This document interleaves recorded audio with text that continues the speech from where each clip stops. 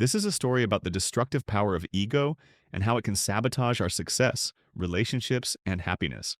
It's about understanding the role ego plays in our lives and learning how to master it rather than let it control us.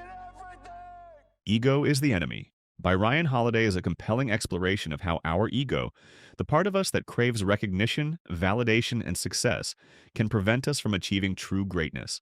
At its core, Ego is the Enemy is about humility, discipline, and the importance of putting our egos aside to achieve lasting success. Holiday uses examples from history, philosophy, and modern-day life to show how ego can be both a barrier to progress and a destructive force in our lives. The book is divided into three parts: aspire, success, and failure, showing how ego can take hold at every stage of life and how we can learn to recognize and defeat it. By understanding the impact of ego, we can live more purposeful, successful, and fulfilling lives. How has your ego impacted your decisions in life? Let us know in the comments. The three stages of ego: aspire, success, and failure. Ryan Holiday structures ego is the enemy around three main stages in a person's journey: aspire, success, and failure. In each of these stages, ego plays a crucial role, either pushing us to strive for more or pulling us into destructive behaviors. Aspire, the ego that drives us. The idea is that ego manifests itself differently at different phases in our life, right? On the way up, ego is problematic because it tells us we've already learned everything there is to know. It prevents us from accepting that entry-level position, doing that degrading work. It gets us all caught up in what we think we deserve and how we think things should be. In the first stage, aspire, ego often manifests as ambition, desire for success, and the drive to prove oneself. While ambition can be a powerful motivator, Holiday warns that ego can turn this drive into a dangerous obsession. Holiday explains that ego often begins in our early ambitions, where we let the desire for recognition and success cloud our judgment. We may seek validation from others, act out of pride, or become obsessed with what others think of us. Aspire to be great, but don't let your ego tell you how to achieve it. In this stage, Holiday emphasizes the importance of humility and learning. The more we put our ego aside and focus on mastery and growth, the more successful we will ultimately become.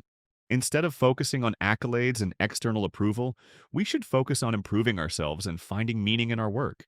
Aspiration without ego means focusing on long-term growth rather than immediate results, and striving to serve others rather than seeking to be served. The first stage is about keeping the ego in check, recognizing that our journey isn't about comparing ourselves to others, but about striving to become the best version of ourselves. Success, the ego that sabotages us. So ego is the enemy of success because it makes you complacent, because it makes you entitled, because it makes you overreach, it makes you think you're invincible. If ego is the enemy early on because you don't learn stuff, ego is the enemy when you are successful because you still need to be learning. You have to stay a student. And ego doesn't want to do that because it basks in its own greatness. The second stage, success, presents an even more dangerous form of ego. When we achieve success, ego can trick us into thinking we're invincible, deserving of admiration, or beyond reproach. It's in this stage that we must be most vigilant because ego thrives when we're at the peak of our careers. Holiday uses the examples of historical figures like Alexander the Great and the athletes, artists, and leaders of today to show how ego often gets the better of them at the height of their success. Success is a dangerous thing.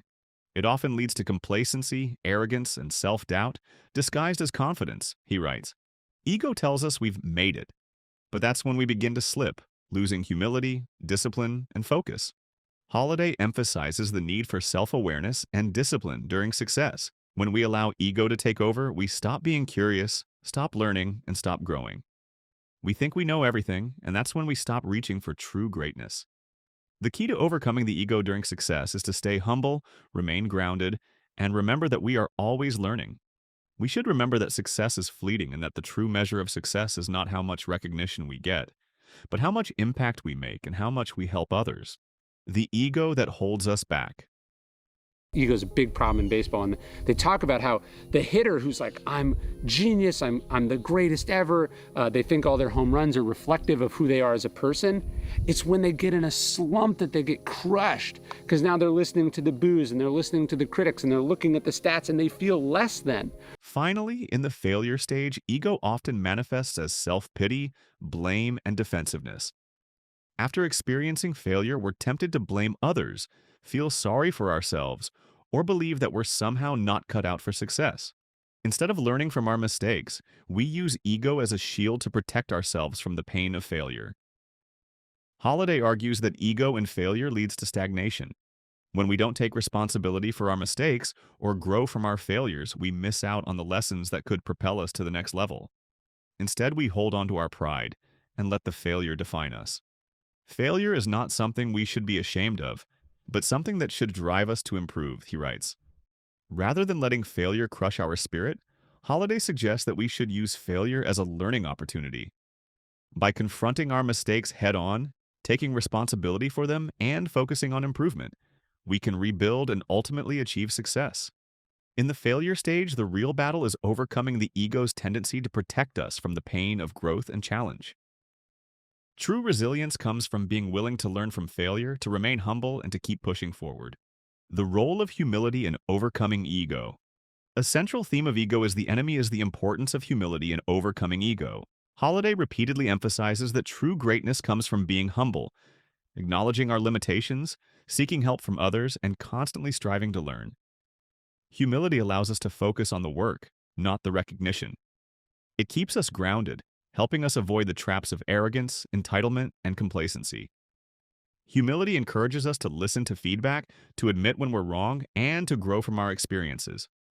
Holiday uses examples from history, such as the Stoic philosophers, to show how humility can be a key to personal and professional success. By prioritizing the work over our image, we can achieve lasting impact and avoid the traps of ego. Overcoming the ego. Practical tips and advice.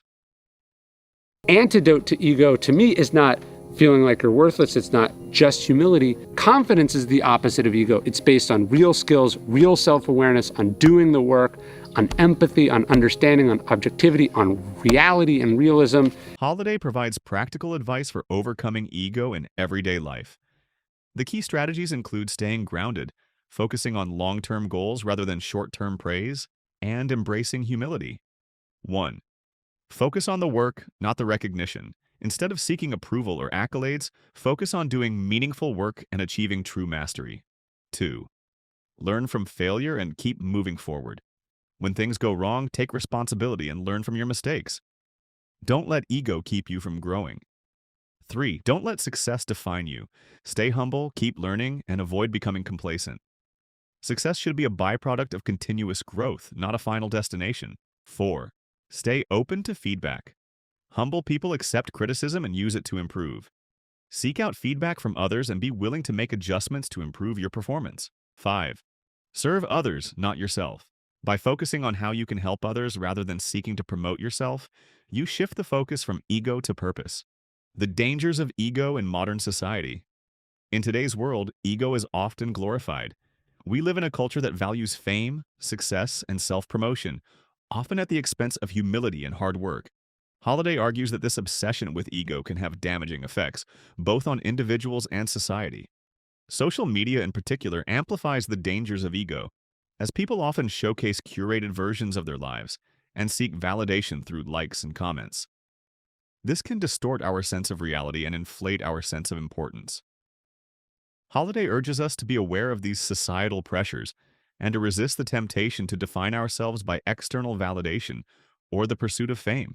Instead, we should focus on internal growth and purpose, something that is not dictated by ego. The power of self-mastery. The enemy is ultimately about mastering ourselves. By understanding and managing our ego, we can achieve true success, fulfillment, and happiness. Holiday teaches us that the key to greatness lies in overcoming our pride, embracing humility, and focusing on the work rather than the recognition. In every stage of life, whether aspiring to greatness, dealing with success, or learning from failure, our ego can either help or hinder us. By putting ego aside, we open the door to true personal growth and long-lasting achievement. The ego is the enemy of the good, Holiday writes, reminding us that our greatest obstacle to success is often our own sense of self-importance. By practicing humility, focusing on what really matters, and continuously learning, we can defeat ego and become the best version of ourselves. What is one way you've learned to manage your ego in life? Let us know in the comments, and don't forget to subscribe for more great book insights.